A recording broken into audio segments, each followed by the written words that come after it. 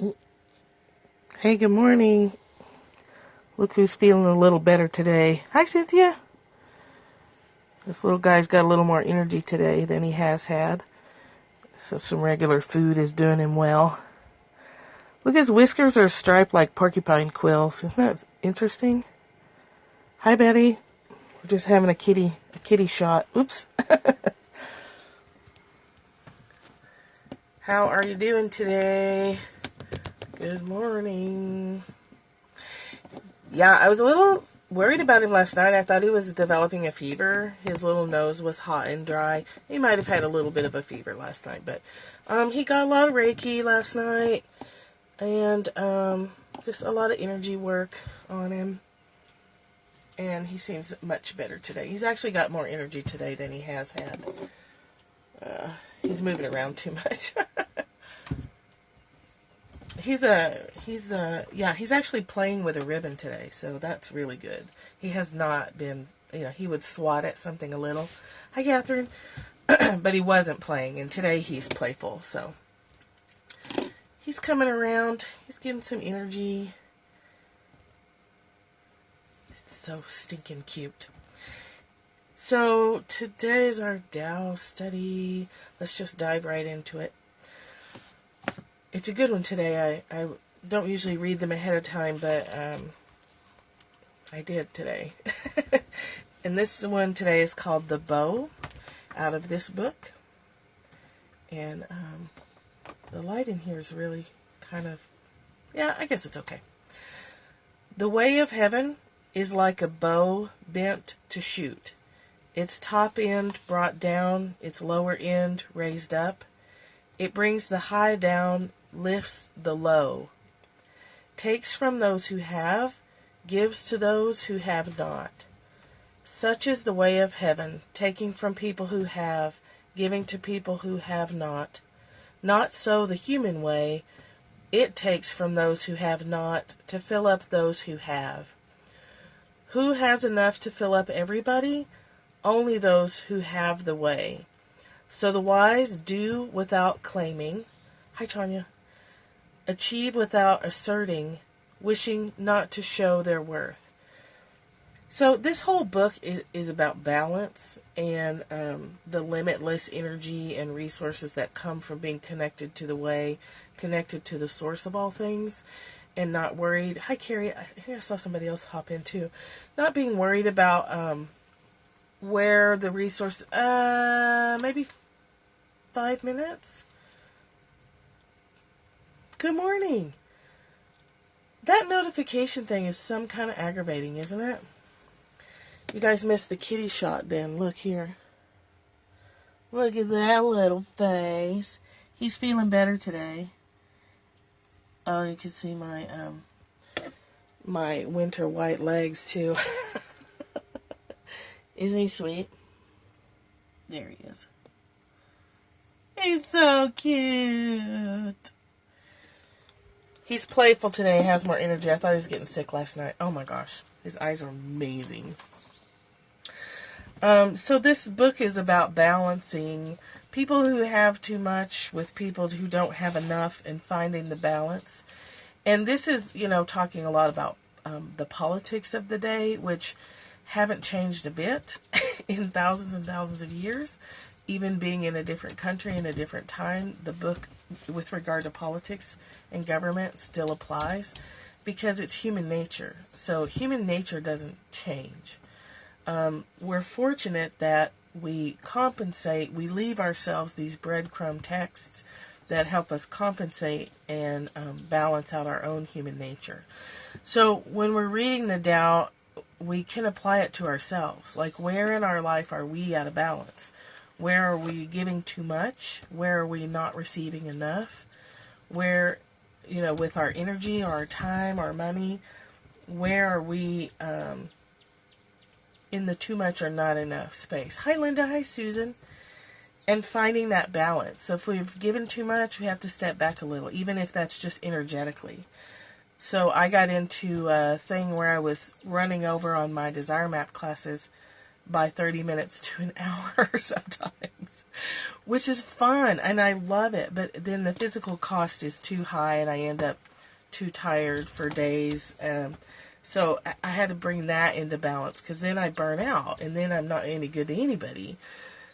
So sometimes I can get out of balance with not receiving enough, not allowing myself to accept help, or even worse, not asking for help when I need it. That kind of thing. So when we're talking about these things, the document's talking about politics and government, but it's very easy. Hi, Lenny. It's easy to apply to our internal states. We just take it from the big down to our own lives. Oh my gosh, he's really getting sassy down here. Oh. He had a big, long Reiki treatment last night, and he slept like a stone, and this morning he's a lot perkier. I was offering him Reiki all this time, but his body wasn't able to take it in. When we're offering Reiki or energy to animals, we need to just make it our space. We need to expand our space and put that energy all around us and let them come and go and take of it as they need it. Yeah, and not like, you should never be trying to push Reiki on somebody else. You just offer it, and then their bodies will take what it can handle. And his body couldn't take the influx of the energy until last night, and then he drew a lot. He was a little bit fevery last night, too, so he must have really needed a boost, and he looks a lot perkier today. Regular food and water and safe sleeping space will do that for you, too, so who knows. So the Stephen Mitchell version of this is, as it acts in the world, the Tao is like the bending of a bow, the top bent downward, the bottom bent up. It adjusts excess and deficiency so that there is perfect balance. It takes from what is too much and gives to what isn't enough. Those who try to control, who use force to protect their power, go against the direction of the Tao. They take from those who don't have enough and give to those who have far too much. So it's way out of balance. The master can keep giving because there is no end to her wealth. She acts without expectation, succeeds without taking credit, and doesn't think she is better than anyone else. Yeah, that's pretty clear cut. Finding balance and recognizing that when you're connected to Source, there's no end. If you are protecting your power, if you feel like you're in a protective space of your power, that's not power at all, because that's dependent on external circumstances. And the whole point of this is to recognize that the source of personal power is inside of you and not at all dependent on external circumstances. It's all inside. It's already right here. It just means you have to open to it and accept it. Yeah, and express it and ask to be made aware of it. If you can't find it in you, ask. Just say out loud to the universe, or do a prayer or a meditation and just say, I feel this need to explore a sense of personal power, but I need help finding it. Please help. Please help me. Help! I can't find my personal power. Help! If you've never felt powerful, how are you supposed to know? You don't know what personal power feels like if you've never felt it. So ask to be shown. Ask to have experiences that help you exercise personal power. And it's not like it's handed to you on a silver platter. Usually a situation will come up after you ask. So I guess like Michelle said the other day, help, I've fallen and I can't find my personal power.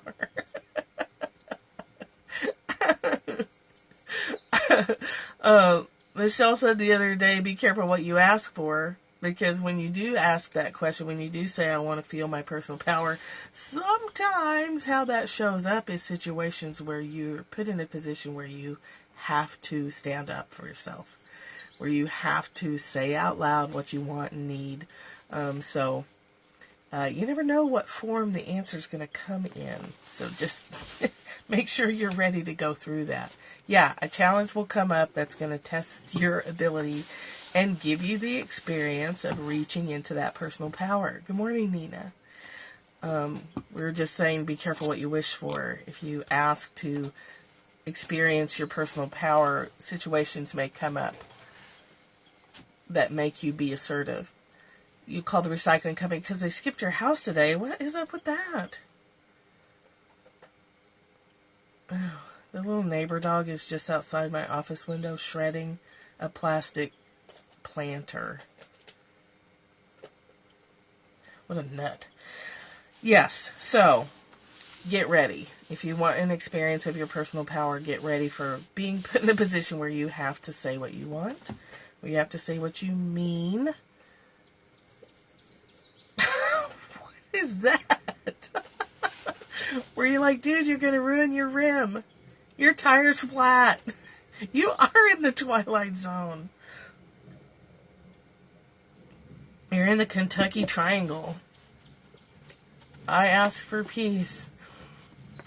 Yeah, there's no telling how that one can show up either. Okay, so Byron Katie says, the master can keep giving because there is no end to her wealth. We think that because Jesus and the Buddha wore robes and owned nothing, that's how freedom is supposed to look. But can you live a normal life and be free? Can you do it from here right now? That's what I want for you. We have the same desire, your freedom. And I love that you're attached to material objects, whether you have them or not, so that you can come to realize that all suffering comes from the mind, not from the world. A material thing is a symbol of your thinking. It's a metaphor for desire, for I want, I need. We don't have to give up our things. They come or go. We have no control over that. We may think we do, but in reality we don't. Whoever started teaching that we need to get rid of things or even give them all away was a little confused. We may notice sometimes after the fact that if we lose everything, we're much freer, so we think it's better to live without possessions. And then we notice that we're not free anymore. But when we work with our thoughts, having great wealth equals having no possessions. A mind that loves reality is the only freedom. So again, what she's saying is your sense of personal freedom is not attached to how much you own or what your net worth is in reality or how many objects you have. There's value in decluttering, we know that. But what she's saying is you can have a cluttered house and be entering the decluttering process and still feel free. And in fact, the more free you feel in your head, you will actually declutter easier because you won't feel like you may never be able to get that book. Yeah, you can't help people if you're dirt poor. If I don't increase my resources, I can't donate to the places I want to donate to.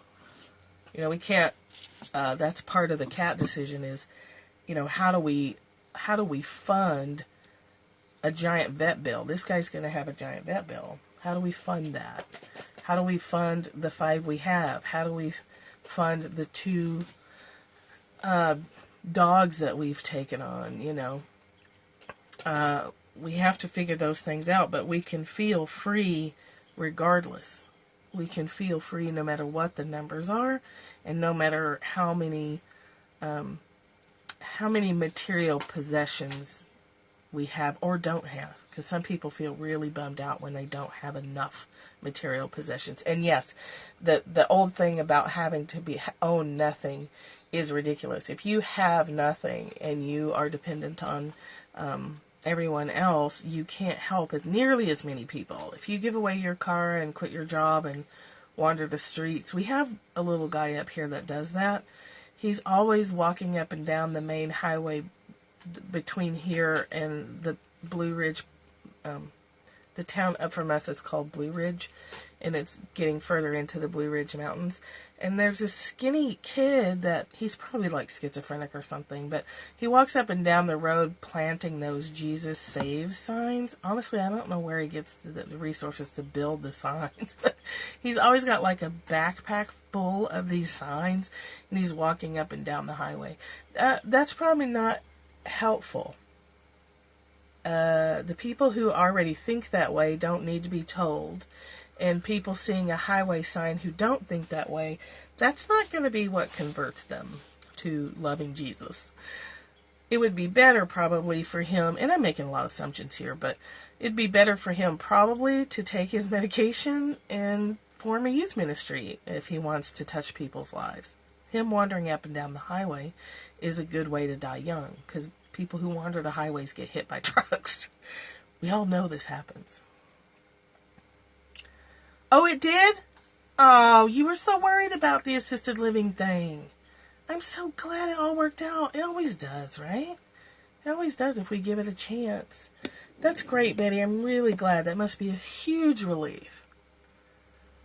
How did you find God? Oh, I saw a sign on Highway 52. It said Jesus saves, and I was like, oh, okay. I love you, Jesus. You quit worrying about it. Yeah. Oh, that reminds me. The week off, did anybody else take a week off of thinking about a particular subject? Because taking a week off of obsessing on money actually brought up a lot of realizations about finance for me. So it was super ironic. Like I gave myself permission to not think about it.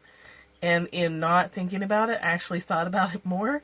But in an enlightening way, in a way of like, oh, you are really out of balance over here, and you could move this around and change that. So options and solutions came up, and patterns came to light when I gave myself a week off of thinking about it. It was really interesting. I'm sure I will do that again. Did anyone else do that? Take a week off of something? Pain, Tanya, I think you were going to take a week off thinking about pain. Yeah, it's just like when it would enter my mind, I would be like, oh, this is my week off. I don't have to obsess about that this week. I've got a week off from this. You took a week off about where to live. And now you're moving here. Yes, Tanya, me too. So try that. Try giving yourself permission to take 7 days and not think about your chronic the bone that you're always chewing on. Yeah, ideas are coming up. Options come up. I was really surprised. I really thought it wouldn't make that much difference. It made a huge difference. So there you go. So, abundance. Oh, this is interesting. Of course, we're talking about money. No one expects you to live completely here. We know that. You'd love Charleston. Tanya says it's very beautiful there. You might like it's very humid though. So, well, it's all humid here, right? But there's levels of humidity. Abundance has nothing to do with money. Abundance has nothing to do with money. Wealth and poverty are internal. Whenever you think that you know something and it feels stressful, you're experiencing poverty. Because what have you done? If you're worried about something and you're stressed out, you've pinched yourself off from your awareness of all that is. You've pinched yourself off from the joy and energy of staying connected to Source. That's poverty. Whenever you realize that what you have is enough and more than enough, you're rich. Because when you're not stressed, you're connected to whatever you call God. You're connected to that endless energy that never runs out. That's wealth. For people who enter the inner world, the world of inquiry, jobs become secondary. Your job is not about making money or working with people or impressing your friends or getting respect or having security. It's a place for you to judge, inquire, and know yourself. Everything, every man, woman, and child, tree, stone, hurricane, and war is about your freedom. Jobs come and go, companies and nations rise and fall. You're not dependent on that. Freedom is what we all want, and it's what we already are. Once you understand, you can be as excellent, as creative as you like in your job. You can give all your energy to it because there's no longer any possibility of failure. You realize that the worst that can happen is a thought. The worst that can happen in any situation is your story about it. Generally, that story is completely not true. The girls group is interesting. We've only met once, but they range in age from 12 to 14. All their worries are about the future. And so we did that exercise where, well, if this happens, what happens?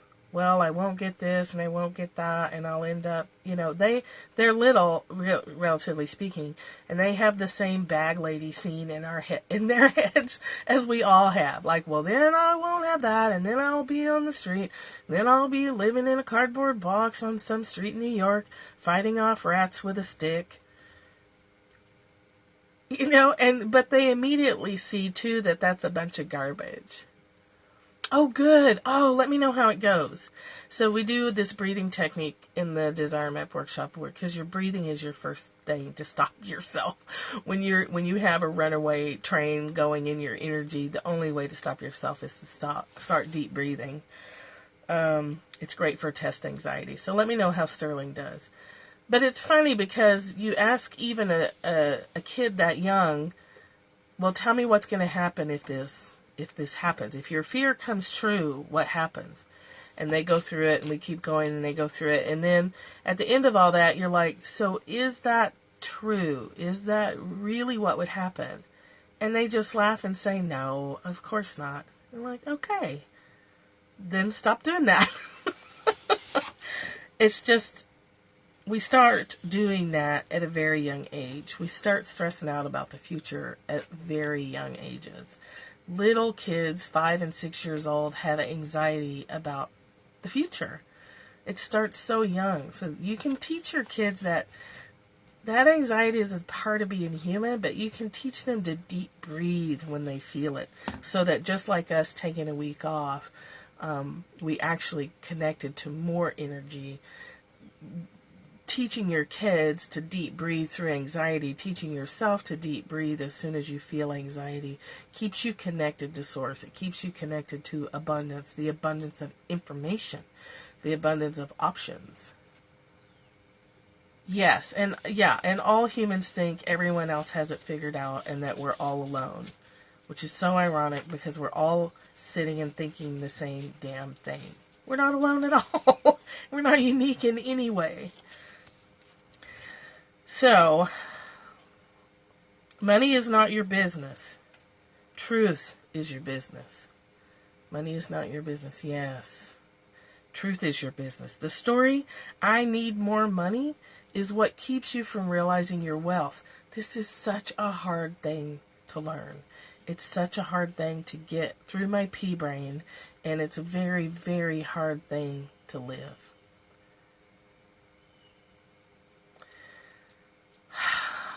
That would be a good question for an anthropology major. I know that young men who are going to go do their lion hunt are anxious. I know that even young women in other cultures are anxious about being good wives and mothers. I don't know what indigenous tribes who are untouched by the larger world worry about. They might just worry about food. Hunter-gatherer tribes, I could see them worrying about food or protection of their children, not necessarily, not at all worrying about their 401k status. That's a good question. I don't know. Something to think about. Well, let's say we know this. We know that tribal people warred a lot. Native American tribes in Northern America fought a lot over resources. If we're fighting over resources, then we're worried about something. We're worried about scarcity if we're fighting other tribes for their stuff. So I don't know.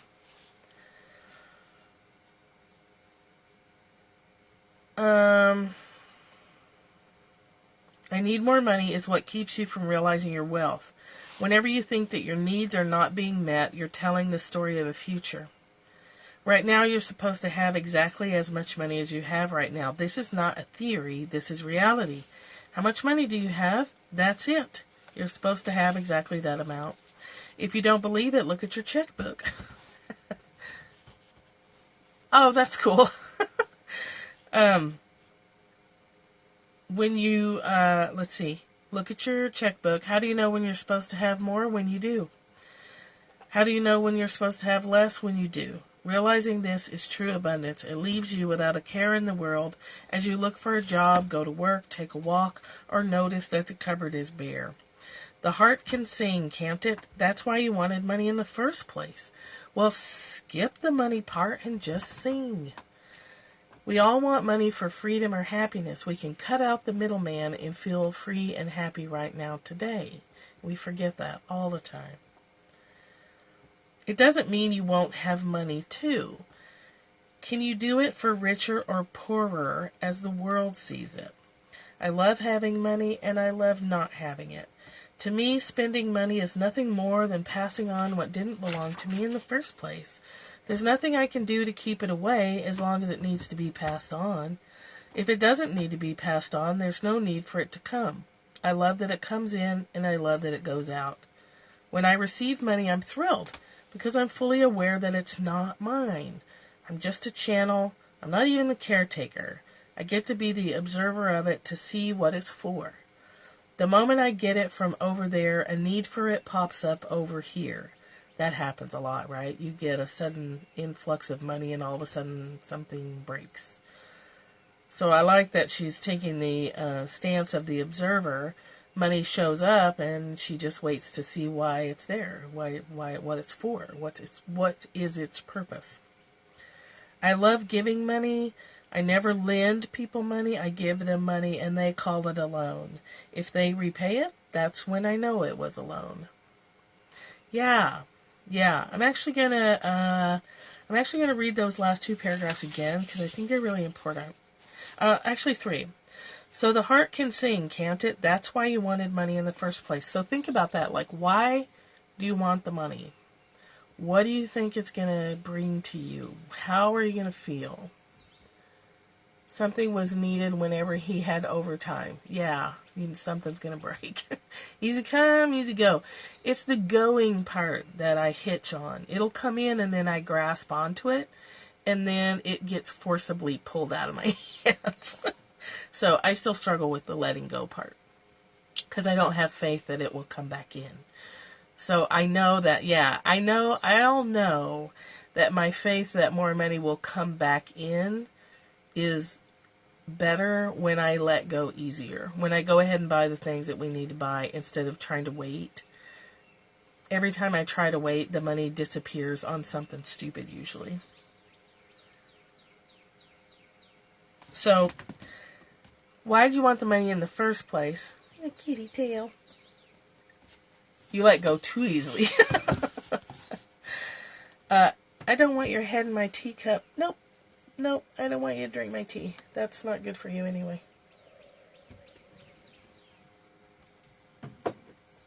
Okay, cut out the middleman and go ahead and feel right now what you think having money is going to make you feel. You can skip the money part and just sing. It doesn't mean you won't have money too. I love having money and I love not having it. To me, spending money is nothing more than passing on what didn't belong to me in the first place. Look at his little crossed eyes. There's nothing I can do to keep it away as long as it needs to be passed on. If it doesn't need to be passed on, then there's no need for it to come. I love that it comes in, and I love that it goes out. When I receive money, I'm thrilled because I'm fully aware it's not mine. I'm just a channel. I'm not even the caretaker. I get to be the observer of it to see what it's for. The moment I get it from over there, a need for it pops up over here. I love giving money. I never lend people money. Isn't he cute? Oh, you're welcome. When I receive money, I'm thrilled because I'm fully aware it's not mine. I'm just a channel. I'm not even a caretaker. I get to be the observer of it to see what it's for. The moment I get it from over there, a need for it pops up over here. I love giving money. I never lend it. I give money and they call it a loan. If they repay it, that's when I know it was a loan. Esther Hicks talks about that too, that we get hitched up on the receiving money or the allowing money to leave, and that it is just the same as breathing if we'll let it be. Breath comes in, breath goes out. We don't think twice about it. Money comes in and money goes out the same way. It's when we get caught up in hoarding tendencies, or we get caught up in the anxiety of having money. I can do that too. I'll get anxious that there's money in the bank, and so I'll spend it on stupid things or things that we don't really need, until it goes back down to a level where I'm comfortable, which is right above zero. It's like $7 above zero. That's where I'm comfortable. Now, I'm joking. It's better. But it used to be like it needed almost zero. It was the only place I felt comfortable. So you can be aware of that too. If you've grown up in poverty, or you're not comfortable with the concept of having money sitting in the bank, you can sabotage that from your anxiety about it. And you'll get rid of it. You'll find a way to get rid of it so that you can feel comfortable again. Not recognizing that feeling, getting rid of the money in order to feel comfortable again overall makes you feel horribly uncomfortable, because now you're back to the anxiety. But it's that familiar bad feeling thing too. If poverty is familiar, if poverty's familiar, then you're going to do whatever it takes to stay in poverty. If struggling with money is what's familiar, if your family struggled with it your whole life, and that's what is familiar to you, then you will do what it takes to stay in the familiar, because that's what our brains love. We love what we know. We don't, the devil we know is better than the devil we don't. Keeps a lot of people trapped. So the way beyond that, or what I'm experiencing with, you catch yourself and ask, what do you really need to buy? Nothing. Yeah. Well, the way through it, or what, I can't say 100% definitively the way through it, because I haven't achieved it yet. But what I'm practicing with is those concepts of stretching into holding more energy in my body. So for, concrete example is, if $100 extra is in the bank, I will let it sit there now, because I have practiced sitting with the discomfort of knowing that there was $100 in the bank. Yeah, energetically. So here's how it went in the past. I would see an extra $100. I would feel anxious and not know why I was anxious, and I would just go spend it. Eventually, I identified that pattern of feeling anxiety, of having to spend it because I felt uncomfortable. And so then I started practicing letting that $100 sit there and actually meditating with it. Like imagining that extra $100, letting that anxiety rise up in my energy, and holding steady with it, getting familiar with it, getting exposure gets you comfortable. So it's like desensitization.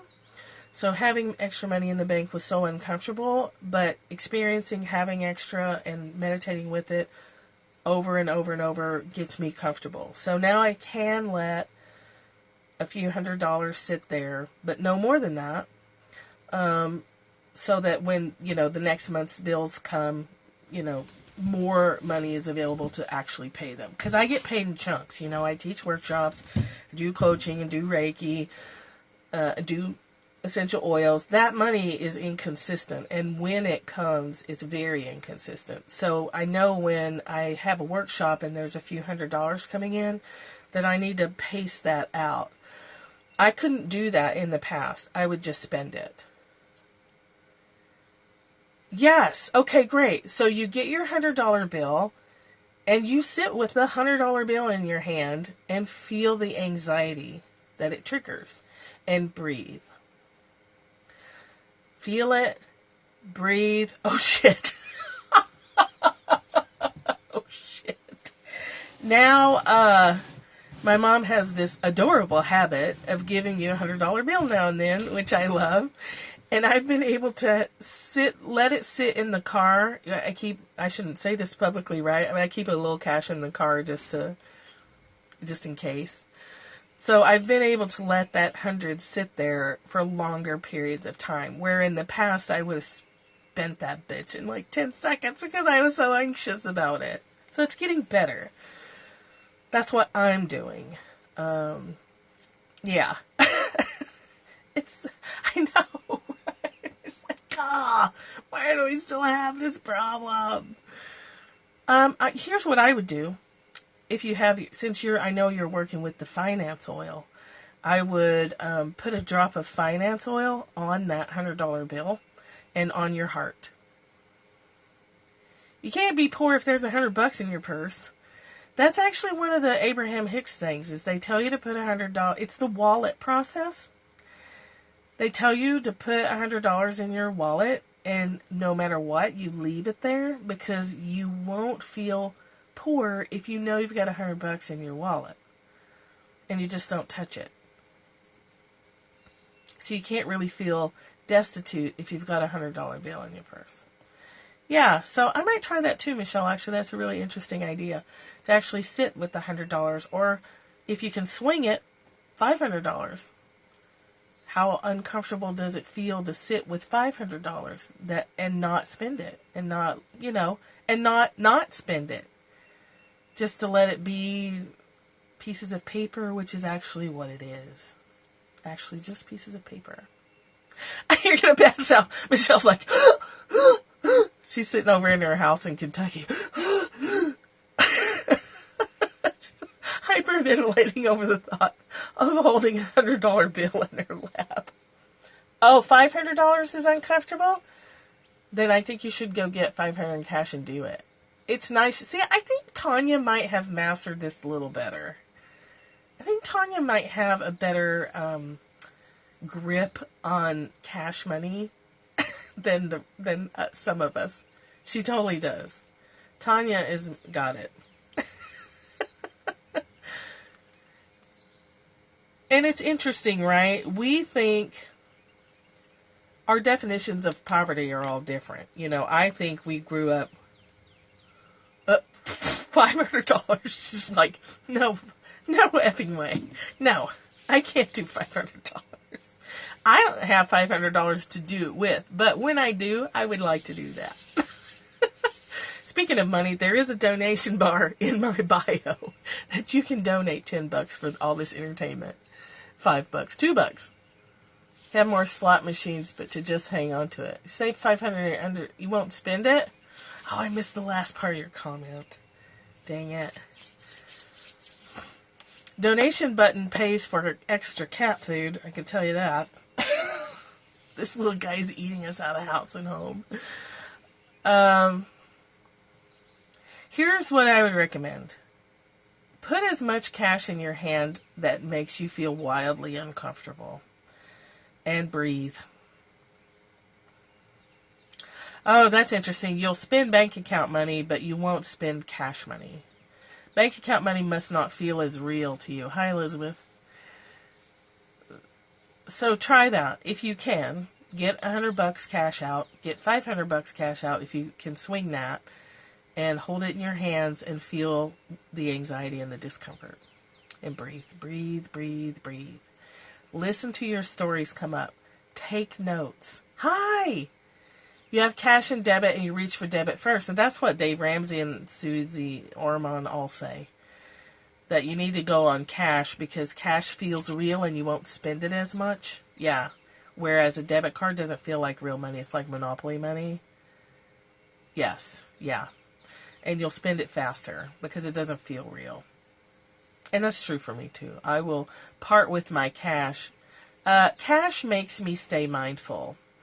I won't piss away a bunch of money if it's in cash because I'm more aware of it. Do I want to pay $6 for this parfait?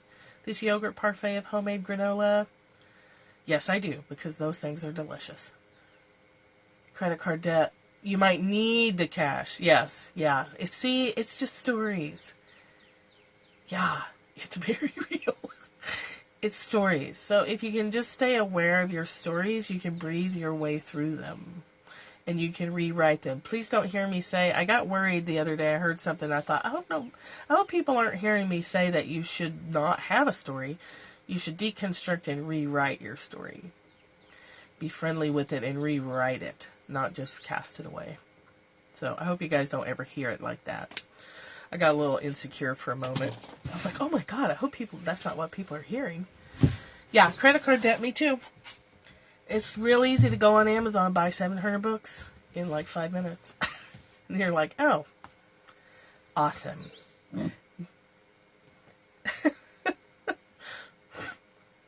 It is. I love it when she speaks French. Oh, I gotta hit the lab now, you guys. Oh my god, $500. Ooh, ooh. Eric, calm down. Clothes and shoes. Yes, yes. Clothes and shoes. Books. My big credit card debt was spent on backpacking equipment and camping gear and high-tech sleeping bags and, you know.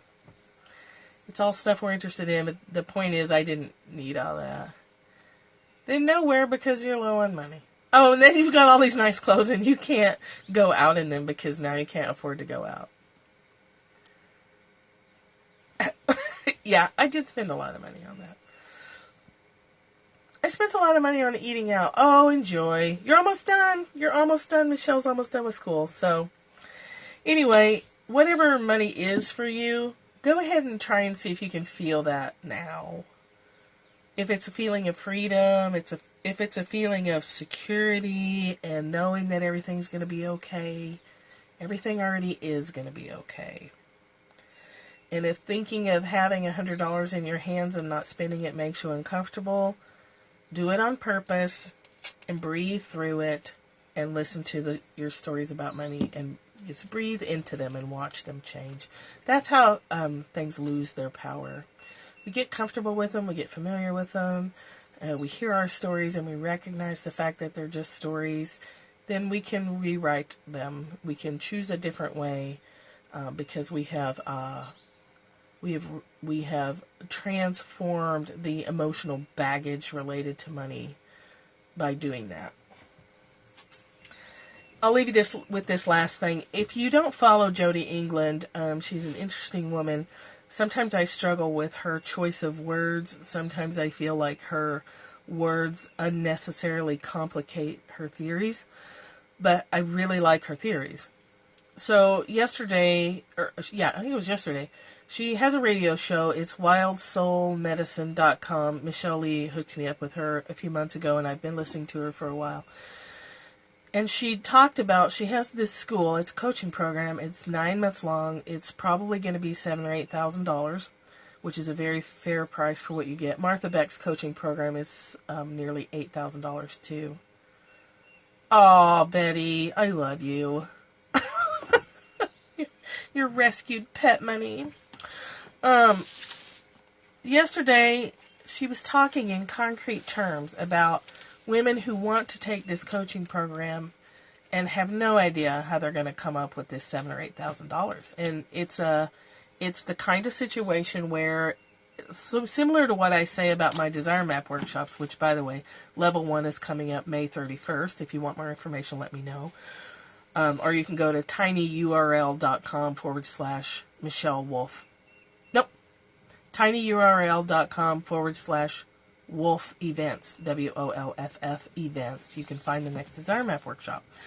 But I've stopped doing a lot of explaining about it because it's kind of the kind of work I do, the kind of coaching I do is you're either drawn to it or you're not, and there's not a lot of words that can describe what happens in a workshop. So I just tell people, if you feel like a yearning toward my workshops, it's for you. And no amount of logical analysis is going to make that decision easier. You either want it or you don't want it. Join us or don't join us. And that's how her coaching program is. It's going to be $7,000 or $8,000. If you feel drawn to it, you'll find a way to get the money. If you don't, you won't. And it's not like a payment plan either. You've got to, it's got to be there. So she has you ask yourself these questions. Like, what would need to happen for me to receive $10,000? What would need to change in my energy for, she says, exchange with live, an energetic exchange of money for goods and services and stuff. I know, right? Susan, I wrote on my notepad yesterday, I want to feel the freedom to take whatever classes I want to take, whether they make sense or not, just because I want to take them. and to travel wherever. It's what I wrote. And then I wrote, like, what would need to happen to receive a higher level of energetic exchange? What would need to happen to allow more money to come into my life from all the various sources that it could come in from? I have multiple potential income streams. What needs to shift in my energy to have those streams open up and start bringing money in to support these other things that I want to do? But I thought it was interesting to ask the questions that way. For some reason, it really clicked with me. It helps me stop looking for more marketing opportunities, which, by the way, I hate doing. I really don't like marketing. It feels very foreign and awkward to me. But on the other hand, you got to let people know where you're at, and you have to let people know what you offer. So I feel like I've struck a middle ground with that. But where can my systems open to allow more energy in with divine ease? Because that's one of my core desired feelings. I want things to be easy. I want to be in alignment with God. I want to be in alignment with Source, the great whatever. You know, I call it different names on different days. I have lots of names for the great whatever. But it started me thinking, like, to even more stop looking externally. Stop thinking about getting a job. Stop thinking about working part-time at Walmart, or to stop thinking about what else maybe I could sell or what else maybe I could develop, and just stop that. Just stop that process, because it doesn't work. It's not effective. So where in my energy am I still uncomfortable with receiving? Where in, she calls it your system. I don't really like that either. Like I said, sometimes I really struggle with her language, but her information is way solid. Where in my makeup of who I am can I let go more to open my own internal gates? It's my internal gates are closed. And I know that here in my head, but I'm feeling it more in my body. And I'm going to give credit to pretty much shoving that financial oil blend up my nose 7 or 8 times a day. I was like, I inhale the finance. So, but it's true. Like, more information is coming in. It's the same with love. It's the same with, it's energy, right? It's all energy. And we put the word money on it and we freak out. It's all energy, and we put the word love on it, and then we freak out because it would trigger all our stories. And so those are some interesting questions. Yeah. So even if you don't want to go to this school, I would recommend listening to that show, because right at the end, about the last, 15, 20 minutes, she really starts to talk in practical terms about questions. You know, I'm all about questions. Asking questions that will open you up in the places that you are blocked. And we can't see them, right? There are blind spots. If we could see them, we would have fixed them by now. So asking those questions, I'll report back and let you know how it works. If it works. But that's what I'm doing now, is breathing through the anxiety, like I said earlier. And as of last night, when I finally was able to listen to the rest of the recording, asking those questions and writing them down. Like, where can my energy field, where can I open more to have that in, out, easy come, easy go, I think Betty said earlier, where resources come in and I'm comfortable. Yes, I will. Yeah, I definitely will. I'll put it in there today. And then resources go out, and I'm just as comfortable. Even talking about, even making that movement of resources go out, I can feel my gut go, and I don't want them to go out, because I'm afraid they'll never come back in. So, awareness. Awareness and breathing and asking questions. I will put that link up. And if you have questions or want more information about Design Map workshops or oils, the finance oil is really kicking my butt and bringing stuff up in my awareness. Well, that sun is getting bright. Let me know. You can find me, CaddyshackDesigns.com. Across the top are tabs of everything that I do. Please don't look behind me. That's my husband's junk in the background. Here. I'm just going to do this so you can't see the hoarding going on in the back of my office cabin camper. Actually, I don't care. That's his garbage, not mine. Yeah. So, CaddyshackDesigns.com, thank you for putting that up. You can find me on Facebook, facebook.com/L Michelle Wolf, 2 L's, 2 F's. And you can just DM me on Twitter, too. It's the same, at MichelleWolf11.